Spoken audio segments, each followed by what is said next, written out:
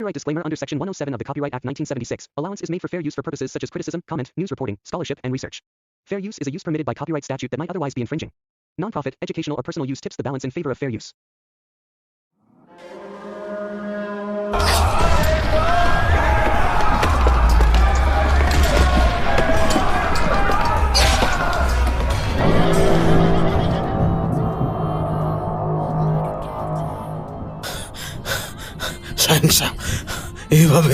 এভাবে আমরা আর বেশি দিন লড়তে পারবো না। আজ প্রায় হারতে বসেছিলাম আমরা। আমাদের লক্ষাধিক সেনা এরই মধ্যে মারা পড়েছেন। তাহলে তোমার কি মত সেনাপতি? যুদ্ধক্ষেত্র ত্যাগ করে চলে যাব আমরা? হ্যাঁ, দেখো, এই গড়ের নবাব আমি, নবাব। কয়েকটা বাইরে থেকে আসা ডাকাত দলের হাতে নিজের রাজত্ব তুলে দেব?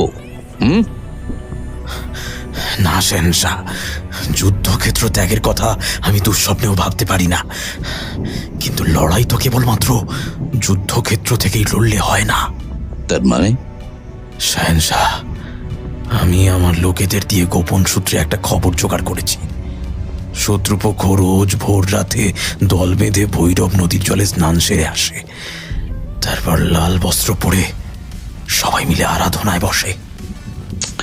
আহা, তাতে আমাদের কি সেনাপতি? তাতে আমাদের কি?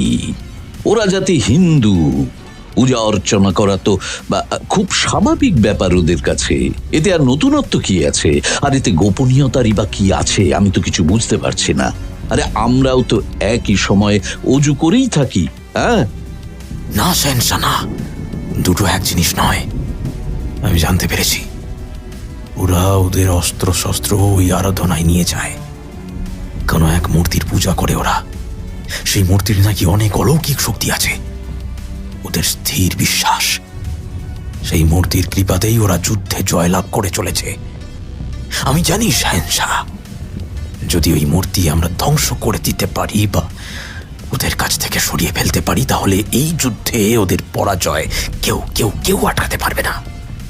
তুমি কি নিশ্চিত সেনাপতি? এতে আবার হিতে বিপরীত হবে না তো? যুদ্ধক্ষেত্রে যা পরিস্থিতি, তাতে শুধুমাত্র তলোয়ার আর বর্ষা দিয়ে লড়াই করে আমরা এই যুদ্ধে জিততে পারবো না শেনশাহ। তার থেকে বরং এই চেষ্টাটা করে দেখা যাক। সেরকম হলে আমরা মূর্তিটা ধ্বংস করব না, কেবল ওদের কাছ থেকে সরিয়ে নেব, যাতে ওদের বিশ্বাসের ভিত নড়ে যায়। আর ওদের দুর্বল সময়ে আমাদের প্রচন্ড আঘাত আমাদেরকে জয়ের দিকে এগিয়ে নিয়ে যাবে। বেশ বেশ, তবে তাই হোক। এই বেতামিজদের শায়েস্তা করতে তুমি যেমনটা ঠিক মনে করো তাই করো। হ্যাঁ হ্যাঁ, কিন্তু এটা খেয়াল রেখো সেনাপতি, যে এই গড় যেন আমাদের হাতেই থাকে। যেন তেন প্রকারেণ এই গড় আমার চাই।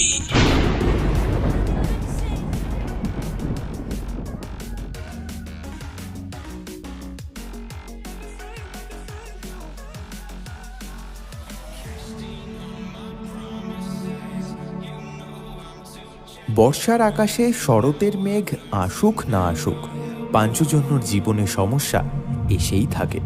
কিন্তু সমস্যা যদি হয় শতাব্দী প্রাচীন, আর সমাধানের আগেই যদি হয় প্রাণ বিপন্ন, তবে কি এগিয়ে যাওয়া সমীচীন?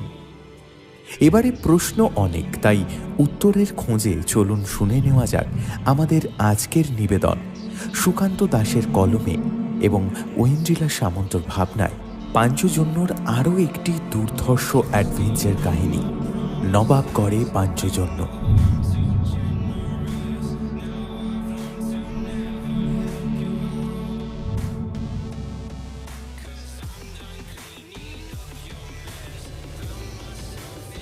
স্টেশন থেকে বাকি পথটুকু মানিকরা গাড়ি নিয়েছিল। গাড়ি চালকের সঙ্গে ওদের কথা হয়েছিল হাজারদুয়ারির কাছাকাছি কোনো ভালো থাকার জায়গায় ওদের নিয়ে যাবে, আর সেখানেই থাকার জন্য হোটেলের ব্যবস্থা রয়েছে। সেখান থেকে ওরা প্রথমে হাজারদুয়ারি ঘুরে দেখবে, তারপর বাকি প্ল্যান হবে। মুর্শিদাবাদে অনেক বছর আগে বাবা মায়ের সঙ্গে এসেছিলাম, তবে তোদের সঙ্গে এই প্রথমবার। বাপন তো এর আগেও এসেছে জানি, কিন্তু তোদের মধ্যে কেউ যে মুর্শিদাবাদে এর আগে আসেনি এটা জেনে কিন্তু অবাক হয়েছিলাম। সত্যি আমিও না অবাক হয়ে যাচ্ছি। মুর্শিদাবাদে পা রেখেছি প্রায় 30 মিনিট হয়ে গেল, অথচ এখনো অবধি একটাও ভালো কাবাবের দোকান চোখে পড়লো না।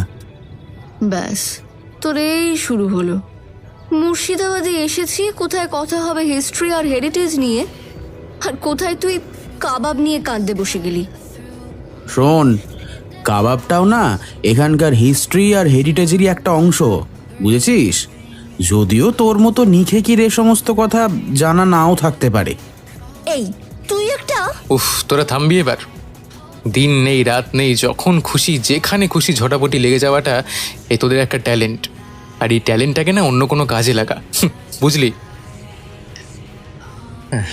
তবে ইতিহাসের দিক থেকে দেখতে গেলে মুর্শিদাবাদে কিন্তু এমন অনেক জায়গা আছে যেটা গোটা ভারতবর্ষের এখনকার মানচিত্র তৈরি করতে অনেক সাহায্য করেছে। তবে সেসব জায়গা লোকসমাজে খুব একটা পরিচিত নয়। এখানে দেখার মতো অনেক জায়গাই আছে। তাছাড়া মুর্শিদাবাদের ভেতর দিকে এখনও অনেক গ্রাম রয়েছে যেখানে একেবারে নবাবের যুগের লোকেদের বংশধররা বাস করে। তাদের জীবনযাত্রার সঙ্গে এখনও প্রাচীন ইতিহাসের বেশ কিছু জীবনযাত্রার অনেক মিল। এই হাজারদুয়ারি প্রাসাদ দেখে তারপর দিন দুয়েকের মধ্যে বাকি সব জায়গা দেখে ফেলে শেষের দিকে না একবার ওই গ্রামগুলোর দিকে যাব। আবার গ্রাম? এই অচেনা অজানা জায়গায় গ্রামের দিকটা যাওয়া খুব একটা ভালো হবে? আরে বাবা, আমরা তো কেবল ঘুরতে যাব, থাকতে তো আর যাব না। যতই পুরনো দিনের লোকেরা থাকুক না কেন, আমরা তো ওখান থেকে ঘুরে চলে আসব। আর নবাবের আমলের লোক মানে নিশ্চয়ই খাবার দাবারও নবাবী ধাঁচেরই হবে। এই বাপনদা, তুমি সারাদিন খাবার নিয়ে ভাবতে ভাবতে হাঁপিয়ে যাও না? না দেখ, না আর দেখতে পারছি না, তুমি থামো তো। ও মানিকদা, ওই হাজারদুয়ারি প্রাসাদের নামটা হাজারটা দরজার জন্যই হয়েছে, এটা কি সত্যি?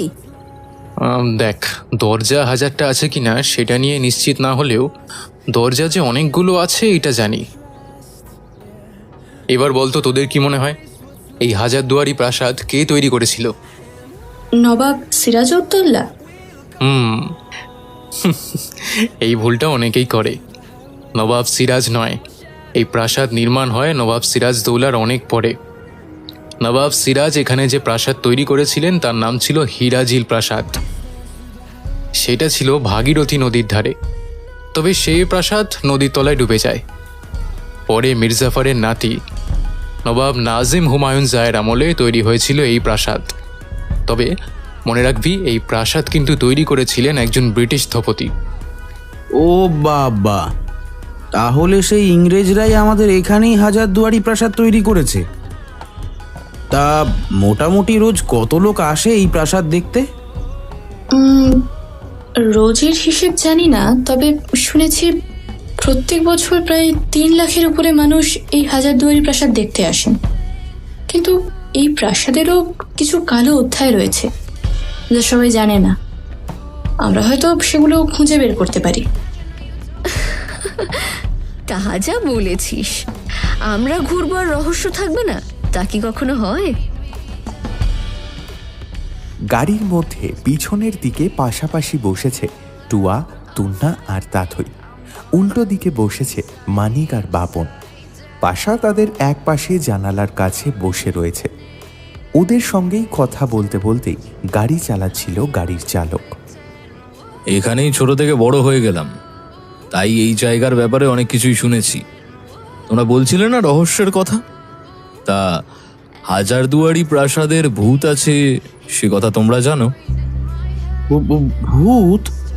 এই এখন আবার এই সমস্ত কথা কেন? এখানে তো আমরা ঘুরতে এসেছি, শুধু শুধু ভূতের কথা আবার কেন? আহ বাপন, কি হচ্ছেটা কি? উনি কি বলছে নাকি শুনতে দে। আচ্ছা আপনি বলুন, এখানে কি ভৌতিক ঘটনা কখনো ঘটেছে কিছু? শুধু একটা নয়, অনেক ঘটেছে। এখানে গভীর রাতে মাঝে মাঝে ভূতের উপদ্রব হয়। হাজারদুয়ারির প্রাসাদে বাইরে তো কারোর থাকার অনুমতি নেই, তবে রক্ষীরা তো সেখানেই থাকে, আর তারাই মাঝে মাঝে প্রাসাদের ভিতরের অদ্ভুত সমস্ত ঘটনার কথা বলে।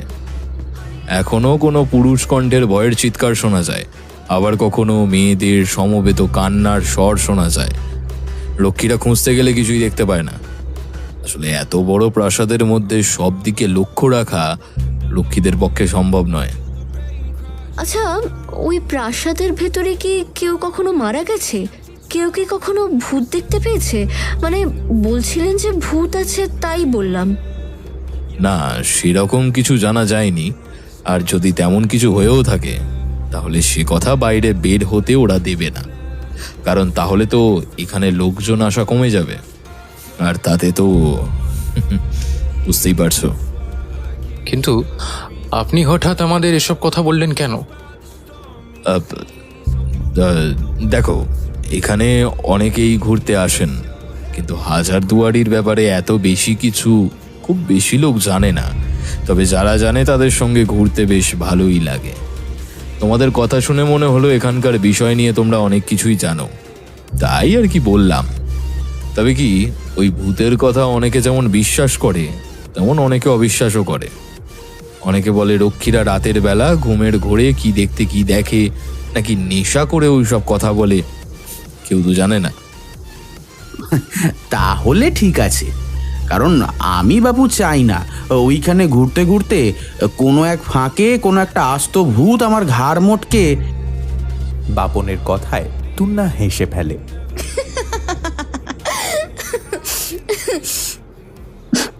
যদি ভূতের দেখা আমি পাই তাহলে বাপনের একঘাড়েই চাপতে বলবো।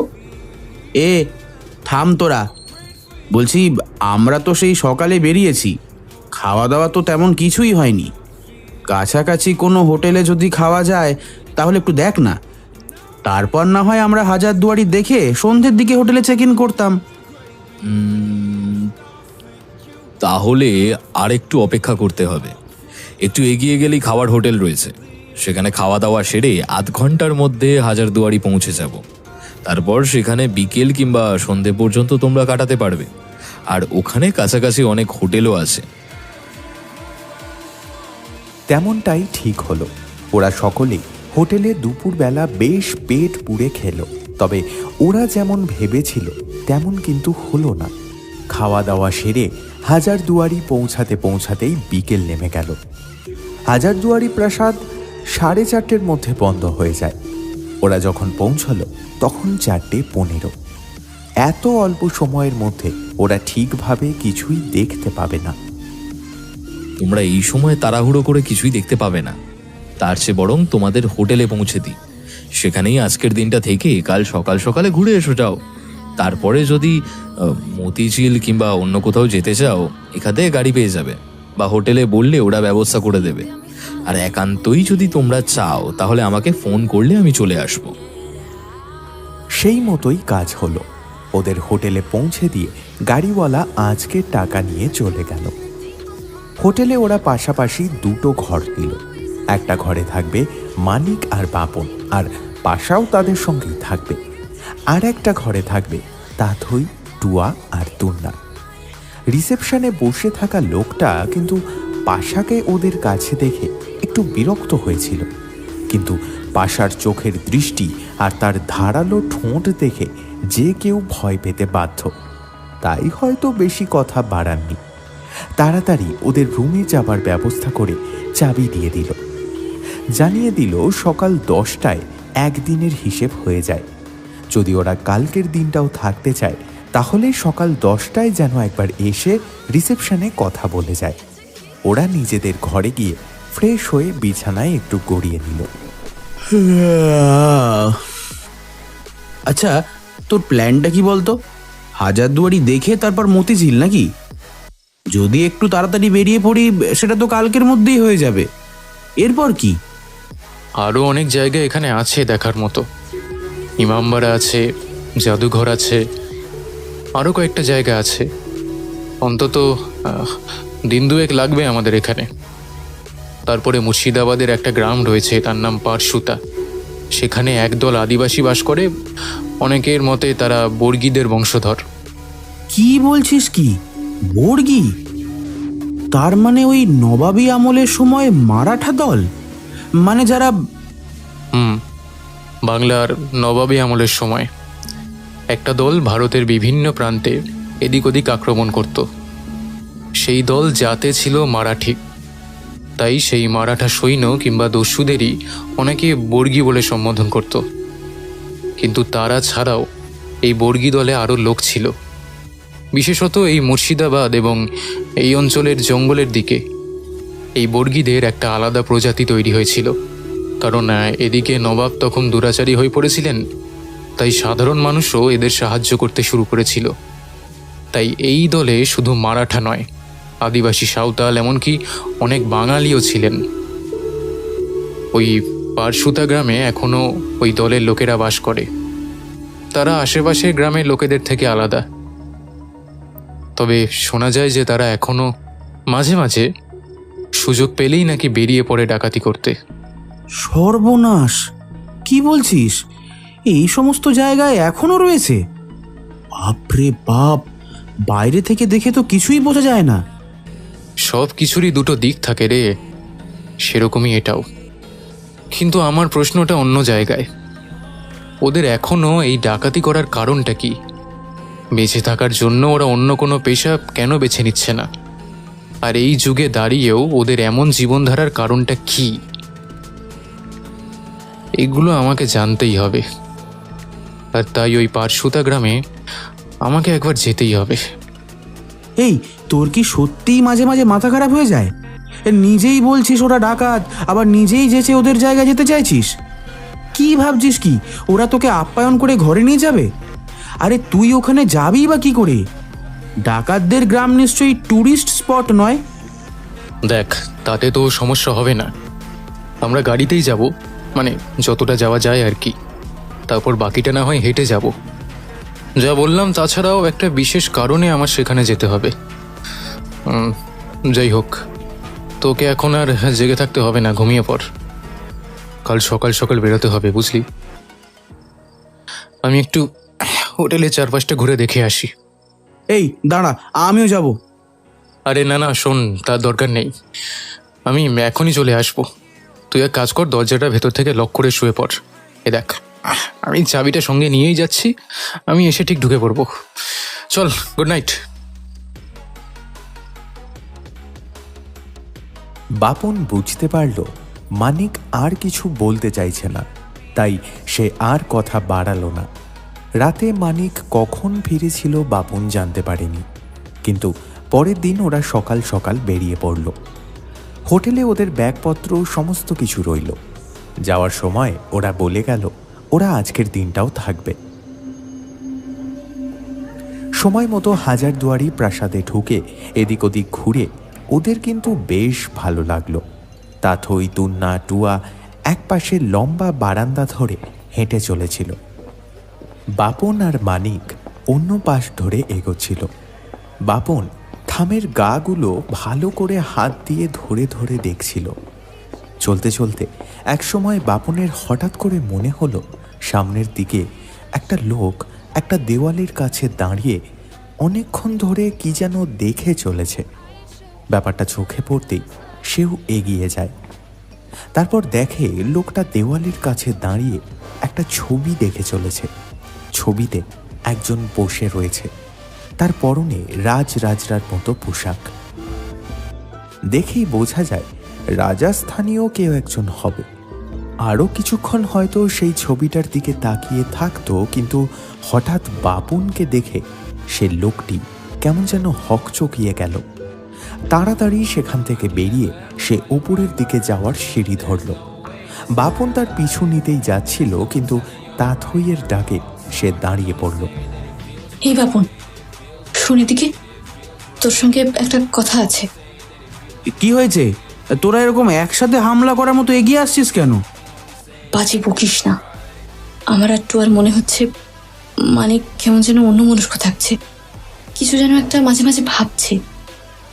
হ্যাঁ, এই হাজারদুয়ারিতে ঘোরার সময় বারবারও থামের আড়ালে চুপ করে দাঁড়িয়ে কিছু একটা ভাবছিল। এই প্রাসাদও যেও ভালো করে দেখেনি তা আমি হলপ করে বলতে পারি। হ্যাঁ, আর এরকম মানিকদা তখনই করে যখন কোনো সমস্যা থাকে। তাহলে কি আমাদের সামনে কোনো বিপদ রয়েছে? নিশ্চয়ই এমন কোনো একটা ব্যাপার আছে যেটা ও আমাদের কোনো কারণে বলতে চাইছে না। এই মুর্শিদাবাদে আসার প্ল্যানটাও ওর। আমরা তো ভাবছিলাম আমরা কেবলমাত্র ঘুরতে যাচ্ছি, কিন্তু ওর হাব ভাব দেখে আমার কিন্তু ঠিক লাগছে না। এবার বাপন চাঁদ, বল দেখি, কাল রাতে তোদের একসাথে কি কথা হয়েছে? তুইও তো দেখছি কেমন একটা অন্যমনস্ক। ওরে আমার লেডি শার্লক হোমসের দল, বিশাল অবজারভেশন স্কিল নাকি? হ্যাঁ, এই নে হাততালি দিচ্ছি। আর টুয়া, তুই আমার সাথে এবার থেকে একটু ভদ্রভাবে কথা বল। আমি পাঞ্চর জন্য একজন ইম্পর্টেন্ট সদস্য, আর এতই যদি সাহস তাহলে জানা গিয়ে মানিককে সোজাসুজি জিজ্ঞেস কর। ওই মানিক বেরিয়ে গেল, আমিও যাচ্ছি গাড়িতে। হাজারদুয়ারি থেকে বেরিয়ে ওরা সবাই গাড়িতে বসলো। টুয়াই মানিকের কাছে প্রথম কথাটা তুলল। আচ্ছা মানিক, আর তুই এখান থেকে কোনো একটা গ্রামে যাবার কথা বলছিলিস না? টুয়ার কথা শুনে মানিক যেন চমকে উঠল। হ্যাঁ, গ্রাম কোথায়? গ্রামের কথা তো কিছু বলিনি আমি। আরে হ্যাঁ তো, তুই বললি না ওই যে পারসুতা নামের কোন একটা গ্রাম আছে, সেখানে নাকি বর্গীদের বংশধররা এখনো থাকে। কথাটা বলেই বাপন বুঝতে পারল বড্ড ভুল করে ফেলেছে। মানিক তার দিকে কটমট করে তাকাতেই সে চুপ করে গেল। কিন্তু ততক্ষণে সবাই বুঝতে পেরেছে মানিক কী কারণে মুর্শিদাবাদে এসেছে। শুধুমাত্র হাজারদুয়ারি, মতিঝিল কিংবা ইমামবাড়া দেখার জন্য নয়। ওরা তিনজন চেপে ধরতেই মানিক এবার উদ্ব্যস্ত হয়ে গেল। ঠিক আছে, তোদের সবটা বলবো, এখন থাম। আগে মতিঝিলের কাছে যাই, না হলে সন্ধে হয়ে যাবে। গাড়ির চালক সাকিব পারসুতা গ্রামের নামটা শুনেই কেমন যেন চিন্তিত হয়ে পড়ল। মতিঝিল থেকে তোমরা আবার ফিরে আসবে তো? আচ্ছা দাদা, পারসুতা গ্রামটা এখানে কোথায় জানেন? কথাটা শুনেই চালক হঠাৎ করে গাড়িটা ব্রেক কষে থামিয়ে দিল। তারপর মানিকের দিকে ফিরে তাকালো। এই এই গ্রামের কথা তোমরা কি করে জানলে? সাকিবের মুখে যেন একটা ভয় ফুটে উঠেছে। দেখুন, যেভাবেই জানি না কেন, ওই গ্রামে একবার আমরা যেতে চাই। আপনি কি আমাদের নিয়ে যাবেন? তোমরা অন্য যেখানে যেতে চাইবে বলো, আমি তোমাদের নিয়ে যাব, কিন্তু ওখানে যেও না, ওখানে বিপদ আছে। ওখানকার লোকেরা বাইরের কাউকে ওদিকে যাওয়াটা পছন্দ করে না। আর পারসুতা গ্রাম এখন ফাঁকা জায়গা নয়, একটা জঙ্গল মতো জায়গার মধ্যে। সে জঙ্গলের মধ্যে দিয়ে পারসুতা গ্রামে যাওয়ার সময় বিপদ ঘটার সম্ভাবনা আছে। কিসের বিপদ? আর সেখানে যাওয়া যাবে না কেন? তোমরা যে পারসুতা গ্রামের কথা বলছো, সেখানে যারা থাকে তারা বাইরের লোকেদের সাথে খুব একটা বেশি মেশে না। বিশেষ কোনো একটা কারণে তাদের গ্রামে তারা কারোর আসা যাওয়া পছন্দও করে না। ওখানে যারা থাকে তারা বর্গীদের বংশধর। শেষ বর্গীদের কোনো একটা অংশ ওই পারসুতা গ্রামে থাকতে শুরু করে। তবে তারা কিন্তু তখন আর বাইরে কোনো উপদ্রব করতো না, যার ফলে ইংরেজ সরকার তাদের উপর কোনো জুলুমই করেনি। তারপর দেশ স্বাধীন হওয়ার পরেও তাদের বংশধররা ওই গ্রামেই থেকে গেছে। কিন্তু ওদের সেই আগের পেশা ওরা আবার ফিরিয়ে আনার চেষ্টা করছে। আর ওদের গ্রামে একটা বেশ মূল্যবান জিনিস রয়েছে, যেটা আইনত কিন্তু ওদের না, সরকারের সম্পত্তি, আমাদের ইতিহাসের অংশ। কিন্তু সেটা ওরা কোনো মতেই দিতে চাইছে না।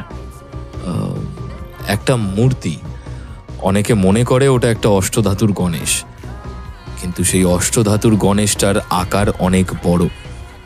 ওই অষ্টধাতু গণেশের গল্প আমাদের এদিকে আমরা অনেক শুনেছি, কিন্তু এই পারসুতা গ্রামে গিয়ে তা খুঁজে বার করার সাহস কারোর হয়নি। তোমরা ওখানে যেও না, ওখানে গেলেই বিপদ বাড়বে। কিন্তু আমরা ওখানে মূর্তিটা আনতে যাব না, আমরা যাব অন্য একটা কারণে। যাই হোক, আচ্ছা ওরা কি আমাদের ভাষা বুঝতে পারবে? আদিবাসী সম্প্রদায় হলেও ওদের মধ্যে অনেকেই ওই জঙ্গল থেকে আমাদের লোকালয়ে মাঝে মাঝে জিনিসপত্র নেওয়ার জন্য আসে, তাই স্থানীয় ভাষা ওরা কিছুটা জানে। তবে ওদের ওপর আঘাত না করলে ওরা কোনো আঘাত করে না। কিন্তু ওই অষ্টধাতুর গণেশ ওরা কোনো মতেই দেখাতে চায় না। ওই অষ্টধাতুর গণেশটা দেখার জন্যই কি তুই এখানে এসেছিস? শুধু সেটা নয়, আমাদের কলেজের একজন প্রফেসর ডক্টর ঢালি অনেক বছর আগে এখানে এসেছিলেন। আমি অন্য প্রফেসরদের কাছে শুনেছি যে ইতিহাসের বিষয়ে নাকি তার মতো জ্ঞানী খুব কম লোকই আছে। তিনি যখন এখানে এসেছিলেন তখন তিনি সম্পূর্ণ সুস্থ ছিলেন, কিন্তু এখানে আসার কয়েকদিনের মধ্যেই তিনি হঠাৎই নিখোঁজ হয়ে যান। প্রায় 3-4 সপ্তাহ পর ওই পারসুতা গ্রামের কাছাকাছি একটা জঙ্গলের মধ্যে অজ্ঞান অবস্থায় তাকে পুলিশে খুঁজে বার করে। তার শারীরিক আঘাত খুব একটা ছিল না, তাও তাকে হাসপাতালে ভর্তি করা হয়। কয়েকদিনের মধ্যেই তিনি সুস্থ হয়ে যান, কিন্তু আশ্চর্যজনকভাবে এখান থেকে ফিরে যাওয়ার পর তার মাথার বিকৃতি দেখা যায়। প্রথমে সবাই লক্ষ্য করেছিল যে তিনি একটু অগোছালো কথাবার্তা বলছেন, কিন্তু কয়েকদিন যেতে না যেতেই কলেজ কর্তৃপক্ষ বুঝতে পারে যে প্রফেসর ঢালি তার মানসিক ভারসাম্য হারিয়ে ফেলেছেন। তারপর কলেজ থেকে দায়িত্ব নিয়ে তাকে বেশ কয়েকটি নামি নামি ডাক্তারের কাছে নিয়ে যাওয়া হয়, কিন্তু কিছুই ফল হয় না। গত 30 বছর ধরে তিনি একটি মানসিক আরোগ্য নিকেতনে ভর্তি রয়েছেন। আমি এখানে আসার প্রায় 3 মাস আগে থেকেই ওনার সাথে দেখা করছি, কিন্তু উনি সেভাবে আমাকে কিছুই বলে সাহায্য করতে পারেননি। ওর সম্বন্ধে এই সমস্ত কিছু আমি জেনেছি ওনার ভাইয়ের কাছ থেকে। উনি নিজে বিয়ে থা করেননি, আর এখানে যখন এসেছিলেন তখন একাই ছিলেন। তাই ওনার সাথে আসলে কি ঘটেছিল সেটা একমাত্র জানেন উনি আর ওই পারসুতা গ্রামের লোকজন। কলেজে ওনার ছবি দেখে আমার প্রথমে ওনার সম্বন্ধে আগ্রহ হয়, তারপর বাকিটা এখান ওখান থেকে জানতে পারি। কিন্তু আসল কথা সেটা নয়। ওনার ভাই এবং কলেজের আরও অনেক প্রফেসরদেরই মনে হয় ওনার সাথে পারসুতা গ্রামে কিছু একটা হয়েছিল। উনি বর্গীদের ব্যাপার নিয়ে রিসার্চ করছিলেন, তাই এই গ্রামে এসেছিলেন, কিন্তু ওনার কাজ আজও অসমাপ্ত রয়ে গেছে। আর ওনার ওই অবস্থা দেখে কেউ সাহস করেনি এখানে আসার। সেই কারণেই আমি পারসুতা যেতে চাই। আমাকে জানতেই হবে যে 30 বছর আগে এখানে ঠিক কি হয়েছিল। তোমাদের কথা আমি বুঝতে পারছি, কিন্তু তুমি বিপদের কথাটা বুঝতে পারছো না। ওখানে যাওয়াটা ওরা পছন্দ করে না। ওখানে কেউ গেলে তাকে ওরা যে কোনোভাবেই আঘাত করতে পারে। তুমি নিজেই তো বললে তোমার ওই কোনো এক প্রফেসরের কথা। কি দরকার বলতো মানিক? সাকিবদা তো ঠিকই বলছেন, শুধু শুধু এমন একটা জায়গায় গিয়ে কেন ঝামেলা বাড়াবি? এমনিও যখন ওনার বাড়ির লোক বা পুলিশ কিছুই করেননি, তখন আমাদের মাথায় ঝামেলা নিয়ে কি হবে? তার চেয়ে বরং চল না মুর্শিদাবাদ ঘুরে আমরা ফিরে যাই। আমি তো একবারও তোদের যাওয়ার কথা বলিনি। তোদের ফিরে যেতে হলে তোরা ফিরে যা, হোটেলেই থাক। একদিনের জন্য হলেও আমি ওই পারসুতা গ্রামে যাব আর সব কিছু জানার চেষ্টা করব, তারপরে ফিরে আসব। মানিক আর এই ব্যাপারে কোনো কথা বলল না। বাকিটা রাস্তা গাড়িতে ওরা সবাই চুপচাপই ছিল। ড্রাইভার সাকিব ওদের ইমামবাড়া পৌঁছে দিল, কিন্তু কারোরই তখন আর ইমামবাড়া ঘুরে দেখার কোনো ইচ্ছেই ছিল না। সেখান থেকে ওরা যখন হোটেলে ফিরল তখন বেশ রাত হয়েছে। সেদিনের মতো আর কারোর মধ্যে কোনো কথা হয় না।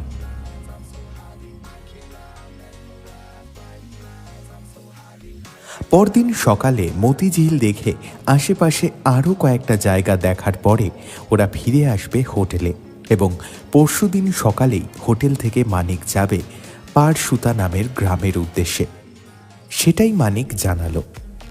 বিছানায় শুয়েও কিন্তু বাপনের ঘুম আসছিল না।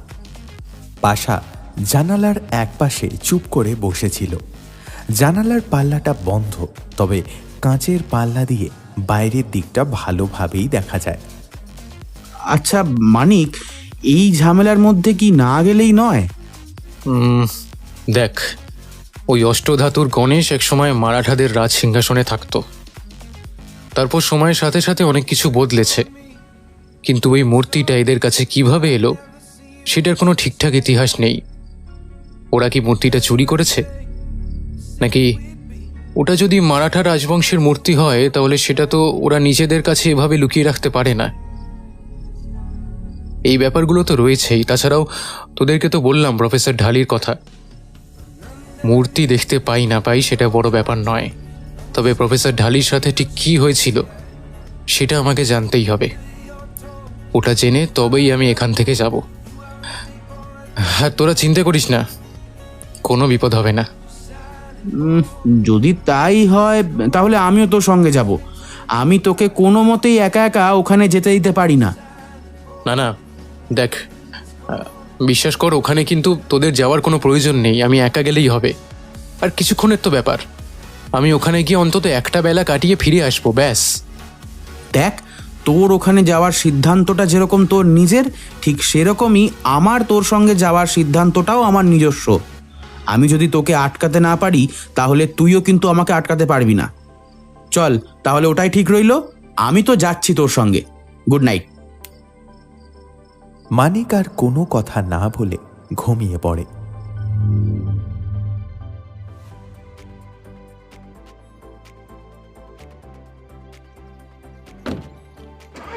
পরদিন সকালে উঠে ওরা মতিঝিলের উদ্দেশ্যে রওনা হয়। মানিক সকাল থেকেই আবার চুপচাপ, বাকিরাও কেউ তেমন কথাবার্তা বলছে না। গাড়ি থেকে নেমে ওরা খানিকটা ছড়িয়ে ছিটিয়ে ঘুরে বেড়াচ্ছিল। মতিঝিল দেখতে দেখতে কিন্তু দুপুর হয়ে আসে, আর ঠিক তখনই ঘটে যায় এক দুর্ঘটনা। তুন্না সবকিছু একটু খুঁটিয়ে খুঁটিয়ে দেখছিল। সে খেয়াল করেনি যে বাকিদের থেকে সে অনেকটাই দূরে চলে এসেছে। সে ঝিলের উল্টো দিকে জলের কাছাকাছি কী ধরনের ছোট গাছ রয়েছে সেটা দেখার জন্য একটু বেশি এগিয়ে গিয়েছিল। আর ঠিক তখনই ঘটল বিপত্তি। হঠাৎ তুন্না ঝিলের জলে পড়ে গেল। বাঁচাও দিদি, টুয়াদি, মানুষটা, আমি এখানে। এদিকে অনেকক্ষণ ধরে তুন্নাকে দেখতে না পাওয়ায় তাথইরাও ওকে খুঁজছিল, কিন্তু লোকজনের চিৎকার চেঁচামেচি শুনে আর জটলা দেখে ওরাও ঝিলের উল্টো দিকটাতে চলে আসে। আর আসতেই প্রথম টুয়ার নজরে পড়ে তুন্নার ব্যাগটা জলে ভাসছে। এই বাপন, মানিক, ওই দেখ ঝিলের জলের মধ্যে, ওটা তো টুন্নার ব্যাগ। ও কি জলে পড়ে গেছে? ও তো সাঁতার জানে না, ওর তো জলে ফোবিয়া আছে। মানিক, টুয়া, তুই নিজে আগে শান্ত হ। তুই এক কাজ কর, গিয়ে তাতইকে সামলা, আমি এদিকটা দেখছি। হ্যাঁ বাপন, তাড়াতাড়ি খোঁজ নিয়ে দেখতো এখানে কোনো রেস্কিউ টিম আছে কিনা, কারণ এখানকার ঝিলের গভীরতা কত সেটা আমি জানি না। আমি জলে নামবো এবার, তবে একটা সাপোর্টিভ টিম পেলে ভালো হয়। দাঁড়িয়ে থাকিস না এভাবে, জলদি যা। আরে তুই একা? আরে না না, আমিও তো যাচ্ছি তোর সাথে। এই টুয়া, আরে তুই আর তাথই যা না। আরে রেস্কিউ টিমটাকে ডাকার চেষ্টা কর। চল মানিক, চল। এদিকে এই অবস্থা দেখে মানুষের মধ্যে উত্তেজনা আরও বেড়ে গেছে। বেশ চিৎকার চেঁচামেচি শুরু হয়ে গেছে। অফিস থেকে রীতিমতো লোকজন ছুটে এসেছে কি হলো দেখার জন্য। টুয়া আর তাথই যখন দুজন গার্ডকে ডেকে নিয়ে ফিরছে, ঠিক তখনই দেখতে পায় মানিক আর বাপন তুন্নাকে নিয়ে জল ঢেলে এগিয়ে আসছে। তুন্নাকে দেখেই বোঝা যাচ্ছে ও অনেক আগেই জ্ঞান হারিয়েছে। টুয়ারা দৌড়ে গেল সেদিকে। এই তুন্না, এই চোখল কই রে? মানিক,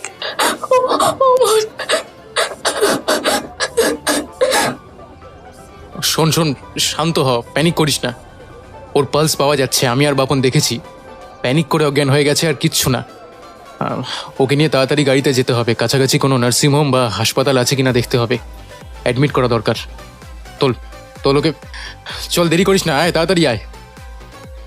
ওরা আর কেউ কথা না বাড়িয়ে তাড়াতাড়ি গাড়ির দিকে রওনা হয়। মানিক একাই তুন্নাকে কোলে করে গাড়ি অবধি নিয়ে আসে। এদিকে তাদেরকে ওই অবস্থায় দেখে গাড়ি ড্রাইভার ভীষণ চমকে ওঠে। আরে এ কি করে হলো এসব? দাদা, এখন কিচ্ছু জানি না আমরা। আপনি কাইন্ডলি একটু তাড়াতাড়ি কাছাকাছি কোনো হসপিটাল বা ডাক্তারের চেম্বার বা নার্সিংহোমে নিয়ে চলুন না, একটু তাড়াতাড়ি করুন প্লিজ। তুন্নাকে নিয়ে ওরা যখন হোটেলে ফিরল তখন সন্ধে পেরিয়ে রাত হয়ে গেছে। মতিঝিল থেকে বেরিয়ে 10-15 মিনিটের মধ্যেই একটা নার্সিংহোম পেয়ে গেছিল ওরা। নার্সিংহোম থেকে যদিও জানায় সেরকম ভয়ের কিছুই নেই, লাংসে জল ঢুকতে পারেনি, তাই চিন্তার কিচ্ছু নেই। খানিকক্ষণ রেখে তুন্নার জ্ঞান আসতেই ওকে কিছু বেসিক মেডিসিন দিয়ে ছেড়ে দিয়েছে। কিন্তু জ্ঞান ফিরতেই তুন্না যা বলেছে সেটাই ওদের চিন্তার প্রধান বিষয়। তুই শিওর তুন্না? হ্যাঁ বাপনদা, আমি একদম শিওর। তোমরাই বলো না, ঝিলের চারিদিকে তো লোহার রেলিং দেওয়া ছিল। হ্যাঁ, সামনের দিকে যতটা উঁচু ছিল পিছনের দিকটা ততটা ছিল না, কিন্তু তাই বলে আমি পড়ে কেন যাব? আমার স্পষ্ট মনে আছে আমি পিছন দিক থেকে পায়ের আওয়াজও শুনেছি, আর সেই আওয়াজ শুনে উঠে দাঁড়াতে যাওয়ার আগেই কেউ আমাকে ঠেলে জলে ফেলে দিয়েছিল। এত তাড়াতাড়ি পুরো ব্যাপারটা ঘটেছিল যে আমি সত্যি চিৎকার করার সুযোগটুকুও পাইনি। দেখ, সবই তো বুঝলাম, কিন্তু এত বড় একটা ঘটনা ঘটে গেল আর ওখানে কেউ দেখতে পেল না। চারিদিকে টুরিস্টে ছড়াছড়ি। যে তোকে জলে ঠেলে ফেলে দিচ্ছে সে তোকে এত লোকের মাঝখানে ফেলে দেওয়ার রিস্কটা নিল কিভাবে? আর আমরা তো ওখানে সেরকম কাউকে চিনিও না, তাহলে তোকে জলে ঠেলে ফেলে দিয়ে কার কি লাভ? আরেকটা বিষয়, তুই যে সাঁতার জানিস না সেটাই বা সে জানলো কি করে? এসব আমি কিছুই বলতে পারবো না গো, তবে আমি যে নিজে থেকে ভুল করে ঝিলে পড়ে যাইনি সেটা আমি জানি। আর টুরিস্ট ছিল ঠিকই, কিন্তু সবাই তো ওই সামনের দিকটাতেই বেশি ছিল। আমি যে দিকটায় গেছিলাম সেদিকটা একটু নির্জনই ছিল। টুন্না যখন বলছে তখন ওর কথা আমি বিশ্বাস করছি। দেখ মানিক, আমাদের তো শত্রুর অভাব নেই, আর শুনেছি বাতাসেরও কান আছে, তাই হয় কোনো পুরনো শত্রু বা কোনো নতুন শত্রু এই কাজটা করেছে। তবে যে এটা করেছে তাকে একটা যোগ্য উত্তর তো দিতেই হবে। তাই আমি বলি কি, মতিঝিলের ওখানে গিয়ে ওদের সিসিটিভি ক্যামেরাটা একটু চেক করবি? যদি কিছু ধরা পড়ে থাকে। হ্যাঁ, তা করা যেতেই পারে। তাহলে একবার কালকে লোকাল পুলিশের সাথে গিয়ে কথা বলবো, তারপর ঝিলের ওখানে সিসিটিভি ফুটেজটা একবার দেখে নেব। আপাতত তোরা ঘুমিয়ে পড়, কাল আমি পারশুদা গ্রামে যাব না, ওখানে না হয় পরশু দিন যাব। সে ঠিক আছে, তবে শুধু তুই নয়, তোর সঙ্গে আমরাও যাব। না না, এমনিতেই তুন্নার শরীরটা খারাপ, তার মধ্যে তোদেরকে এখন আর ওসবের ধকল নিতে হবে না। তোরা এখানেই থাক, রেস্ট নে, আমি যাব আর দুপুর বিকালের মধ্যে ফিরে চলে আসব। না, সেটা হয় না, আমরাও যাব মানিকদা, আর না হলে আমরা কাউকে যেতে দেব না। আর আমার তো বিশেষ কিছুই হয়নি, একদিন রেস্ট নিলে সব ঠিক হয়ে যাবে। হ্যাঁ, আর আজ যা হলো তারপর কিছুতেই আমাদের আলাদা হওয়া উচিত হবে না। কে জানে কে কি প্ল্যান করছে আমাদের বিরুদ্ধে। মানিক ওদের সবার দিকে তাকায়, সবাই একভাবে তাকিয়ে রয়েছে মানিকের দিকেই। সে বুঝতে পারে এদেরকে না নিয়ে সে কিছুতেই পারশুতা গ্রামে যেতে পারবে না। বেশ, তোরা যখন যেতে চাইছিস তাহলে চল, কি বলিস পাশা? পাশা ওদের মাথার উপর দিয়ে একবার চক্কর খাচ্ছিল, তারপর মানিকের কাঁধে বসে দুটো ডানা ঝাঁপটিয়ে একবার ডেকে উঠল। সেই রাতের মতো ওরা ঘুমোতে চলে গেল।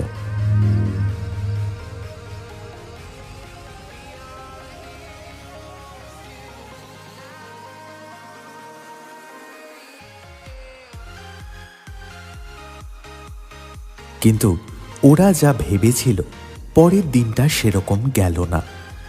আগের দিনের ঘটনা পুলিশ স্টেশনে গিয়ে জানাতে তারা খুব একটা পাত্তা দিল না, যদিও মানিক কলকাতার ইন্সপেক্টর সুন্দরের সঙ্গে কথা বলল, কিন্তু তিনিও জানালেন অফিসিয়ালি মুর্শিদাবাদ পুলিশকে তিনি এখনই কোনো প্রেশার দিতে পারবেন না, তাই মতিঝিলে গিয়ে ওদের আর সিসিটিভি ফুটেজ চেক করা হলো না। সেই দিনটা ওরা রেস্ট নিয়েই কাটালো। ঠিক হলো পরদিন সকালেই ওরা গাড়িতে করে রওনা দেবে পারসুতা গ্রামের উদ্দেশ্যে।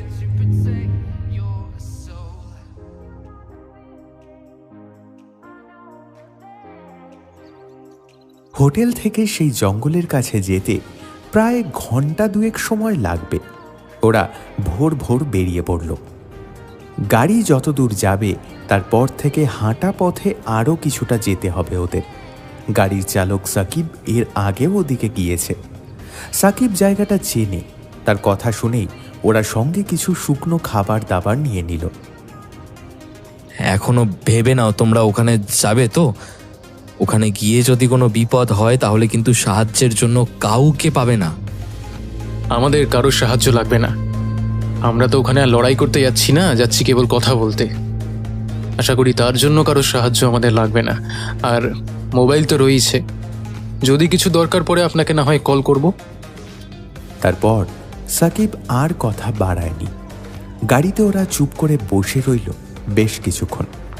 জঙ্গলের কাছে এসে গাড়িটা থামিয়ে দিল সাকিব। গাড়ি আর এগোনো যাবে না, এখানেই গাড়ি দাঁড় করাতে হবে। বাকিটা তোমাদের হাঁটা পথে জঙ্গলের ভিতরে ঢুকতে হবে। ওই ওই যে পথটা দেখা যাচ্ছে, ওই পথেই।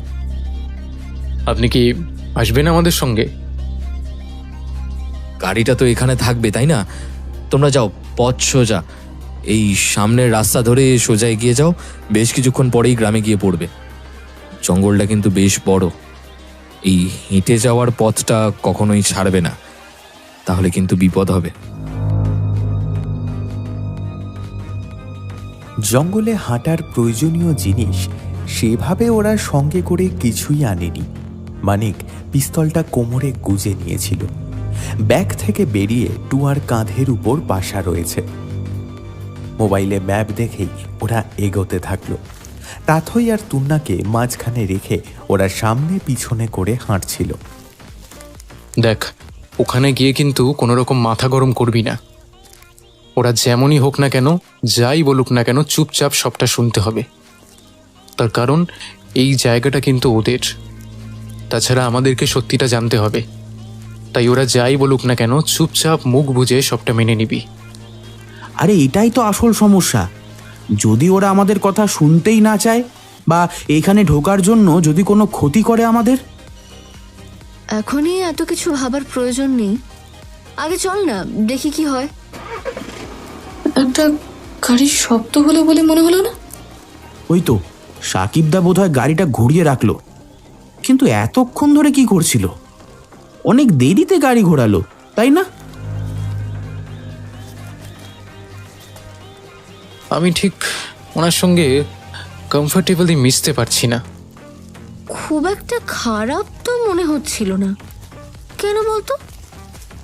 মানিক আর কিছু বলল না। সবাই চুপচাপ হাঁটতে লাগলো সেই পথে। পাশাও চুপ করে বসেই আছে টুয়ার কাঁধে।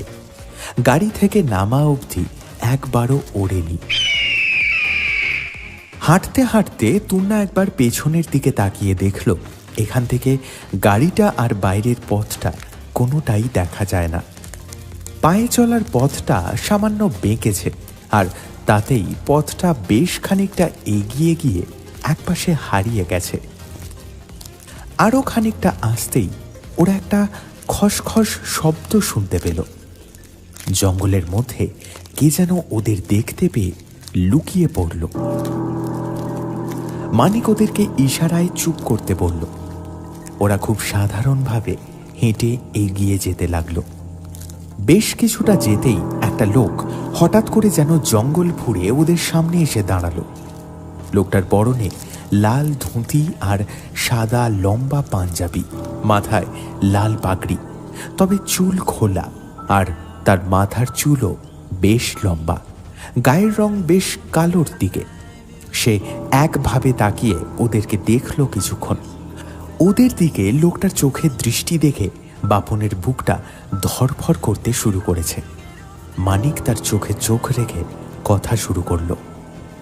আমরা পারশুতা গ্রামে যেতে চাই। লোকটা আবার ভালো করে ওদের দিকে দেখল, বিশেষ করে ওদের হাতে কিছু আছে নাকি সেটা দেখল। তারপর ওদেরকে সম্পূর্ণ অবাক করে দিয়ে হিন্দিতে কথা শুরু করলো। কিউ? একটা কাজে এসেছি। এই গ্রামে মানুষদের সঙ্গে একবার কথা বলবো, আর তোমাদের গ্রামে যে অষ্টধাতুর গণেশটা আছে সেটা একবার দেখতে চাই। তবে তোমাদের কোনো ক্ষতি করার উদ্দেশ্য আমাদের নেই। দেখো, আমাদের কাছে কিন্তু কোনো অস্ত্র নেই, চাইলে চেক করতে পারো। কথাটা বলেই মানিক উপরের দিকে হাত তুলল। তার দেখা দেখি বাকি সকলেই উপরে হাত তুলল। লোকটা ভালো করে দেখল ওদের কাছে সত্যিই কিছু নেই। মানিকের পিস্তলটা ওই লোকটা খুঁজে পায়নি দেখে সবাই একটু স্বস্তির নিঃশ্বাস ফেলল। তারপরে লোকটা অদ্ভুতভাবে মুখে দুটো আঙুল ঢুকিয়ে একটা শীষ দিতেই আরও দুটো লোক এসে পড়ল সেখানে। আগের লোকটা স্থানীয় কোনো ভাষায় এই লোকগুলোকে কিছু বলতেই তারা মানিকদের নিয়ে গেল সামনের দিকে। পিছন ঘুরে ওরা একবার তাকিয়ে দেখল লোকটার দিকে। লোকটা জঙ্গলের মধ্যে দাঁড়িয়ে ওদের দিকে তাকিয়ে দেখতে দেখতে হঠাৎ করে জঙ্গলের ভেতরে কোথায় যেন উধাও হয়ে গেল। গ্রামের বাইরে জঙ্গলের মধ্যেও পাহারা রেখেছে, যাতে বাইরে থেকে কেউ ওদের দৃষ্টি এড়িয়ে ভেতরে ঢুকতে না পারে। লোকটার হাতে কি ছিল দেখলি? বর্ষা। এখনকার দিনে ওরা বর্ষা ব্যবহার করছে। তার মানে ভেবে দেখ, বন্দুক কিংবা তলোয়ার কিন্তু ওরা ব্যবহার করছে না। যে লোকগুলো ওদের নিয়ে এগিয়ে চলেছিল সামনের দিকে, তারা নিজেদের মধ্যে কথা বলছিল। তাদের গায়ের রং কিন্তু অতটা কালো নয়, তবে পোশাক আশাক আগের লোকটার মতোই, আর শরীর থেকে কেমন একটা গন্ধ ভেসে আসছে। আরও খানিকটা এগিয়ে এসে মাটির হেঁটে চলার পথ ধরে গিয়ে ওরা ঢুকে পড়ল একটা জায়গায়। আর তখনই সামনের দিকে তাকিয়ে দেখতে পেল বেশ কিছু মাটির ঘর রয়েছে। সেদিকে তাকিয়ে ওরা অবাক হয়ে গেল। এই রকম মাটির ঘর পশ্চিমবাংলায় সাধারণত দেখা যায় না। এখানে প্রতিটা ঘর দোতলা, আর সব ঘর কালো রঙের। প্রতিটা ঘরে দুটো করে খড়ের চাল, নিচেরটা একটু বড় আর তার ওপরেরটা একটু ছোট। ওদের দেখে কয়েকজন লোক অবাক হয়ে তাকালো। হ্যাঁ রে, এরা আমাদের কেটে খাবে না তো? ভুলভাল বকিস না তো। ওদের যাতে আমাদের নিয়ে কোনো রকম সন্দেহ না হয় সেটা মাথায় রেখে চুপচাপ এগিয়ে চল। মানিক, ওরা যে ভাষায় কথা বলছে সেটা কোন ভাষা? হিন্দি তো নয়। খাট্টা ভাষা, ওদের এখানকার স্থানীয় ভাষা। এই ভাষাতেই ওরা কথা বলে। তবে এই ভাষার সাথে সাঁওতাল ভাষার বেশ খানিকটা মিল রয়েছে। তবে ওসবে আমাদের কোনো প্রয়োজন নেই। সন্ধ্যের মধ্যে এখান থেকে বেরিয়ে যেতে হবে, নাহলে জঙ্গলের মধ্যে বিপদের সম্ভাবনা কিন্তু রয়েছে। ওরা হাঁটতে হাঁটতে সেই গ্রামের প্রায় মাঝামাঝি জায়গায় গিয়ে তারপর একটা বাঁক ধরল। সামনের লোক দুটো নিজেদের মধ্যে কথা বললেও ওদের সঙ্গে কোনো কথা বলছে না। আরও খানিকটা এগিয়ে এসে ওরা একটা গাছের তলায় দাঁড়ালো। তার তলায় একটা বেশ বড় ঘর রয়েছে। সেই ঘরের সামনে দাঁড়িয়ে স্থানীয় ভাষায় কিছু একটা বলতেই ঘরের ভেতর থেকে একজন লোক বেরিয়ে এলো। তাকে দেখে ওরা অবাক হয়ে গেল। তার মাথার চুল, দাড়ি সমস্ত কিছু সাদা হয়ে গেছে। দাড়ি নেমেছে বুক পর্যন্ত। তার গোটা শরীর যেন অতি বৃদ্ধ। সে বেরিয়ে এসে ওদের দিকে তাকিয়ে পাকা হিন্দিতে কথা বললেন।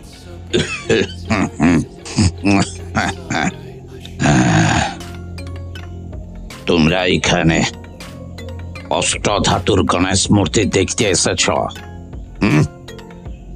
হ্যাঁ, প্রায় 30 বছর আগে এখানে প্রফেসর শশাঙ্ক ঢালি নামে একজন এসেছিলেন। তিনি একজন ইতিহাসের অধ্যাপক। তিনি এখানে এসে আপনাদের সম্পর্কে বেশ কিছু তথ্য জোগাড় করেছিলেন। তাছাড়া ওই অষ্টধাতুর গণেশটাও তিনি দেখেছিলেন, কিন্তু এখান থেকে উনি সুস্থ অবস্থায় ফিরে যেতে পারেননি। এই গ্রামেরই বাইরের দিকে রাস্তার ধারে নাকি অজ্ঞান অবস্থায় তাকে পাওয়া গিয়েছিল। বেশ কয়েকদিন নার্সিংহোমে থাকার পরেও উনি সুস্থ হতে পারেননি। এখন উনি সম্পূর্ণভাবে মানসিক ভারসাম্য হারিয়ে ফেলেছেন।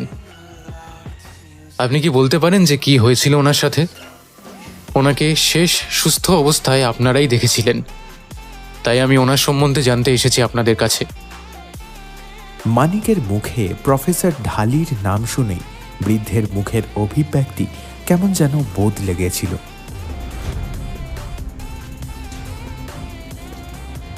তাকে দেখে স্পষ্ট বোঝা যাচ্ছিল তিনি রেগে গেছেন।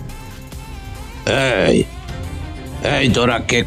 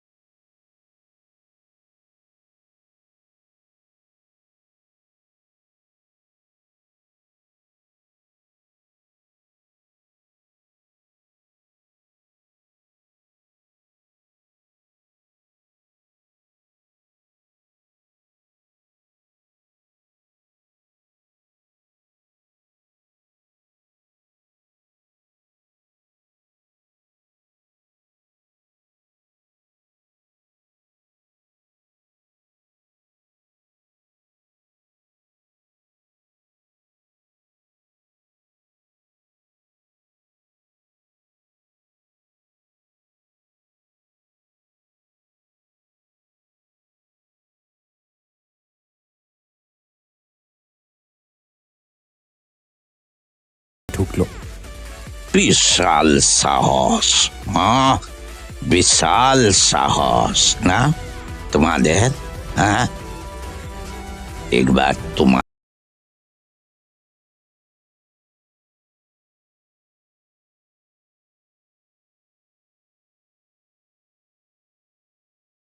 কিন্তু বুঝতে পারছি কি তাতে বিশেষ কিছু হয় নাই। এবার তোমাদের আবার শিক্ষার প্রয়োজন। আমরা এখানে জঙ্গলের মধ্যে এক কোণে পড়ে থাকি, নিজেদের সবকিছু জোগাড় রাখি, আর তোমরা শহরে থাকো বাবু বটে। তোমাদের কিসের অভাব? কিসের অভাব? কেন বারবার তোমরা এই গুপ্তধনের লোভে ছুটে আসো এখানে? হ্যাঁ, এখানেও গুপ্তধন আছে? বিশ্বাস করো দাদু, আমরা সত্যিই জানতাম না। এখন তো ধরা পড়ে গিয়ে ঠাট্টা তামাশা করবে।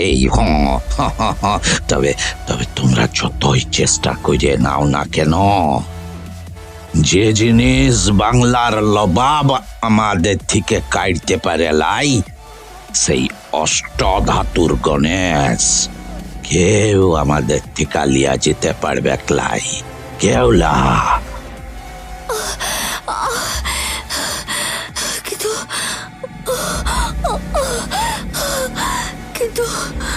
কিন্তু এই অষ্টধাতুর গণেশটা তো মারাঠা রাজার সিংহাসনে থাকতো, তাহলে আইনত ভাবে ওটা এখন ভারত সরকারের সম্পত্তি। আপনি কিছুতেই এভাবে জোর করে সেটা নিজের কাছে আটকে রাখতে পারেন না। আর কি ভাবছেন আপনি? এভাবে দিনে দুপুরে মানুষ খুন করে আপনারা ছাড় পেয়ে যাবেন? মোটেই না। আমাদের লোক বাইরে অপেক্ষা করছে। সন্ধ্যের মধ্যে যদি আমরা বাইরে না বের হই, তাহলে সে পুলিশ নিয়ে এখানে আসবে।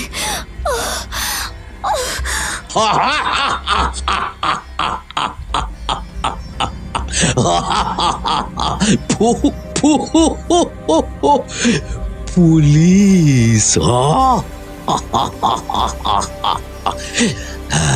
পুলিশ আসবে? তা শুক্লা দেখি পুলিশ কি করে। আমরা বার্গেয় বংশ, এক সময় গোটা ভারতবর্ষ কাঁপতো আমাদের ভয়ে। সমস্ত রাজ পরিবার আমাদেরকে সমঝে চলতো, বুঝলে? লুটপাট করা আমাদের প্রধান পেশা। নেহাত আমাদের পূর্বপুরুষদের দেওয়া অনেক সম্পত্তি আছে মোদের কাছে, তাই এখন আর সেভাবে আমরা লুটপাট করি না। কিন্তু তার মানে এটা নয় যে আমরা মানুষ খুন করতে ভুলে গেছি। তবে তোমাদের কি আমি সহজে মারব? না না না না, এটা করিয়েছিল মোদের বাবা তোমাদের ওই প্রফেসরের সাথে।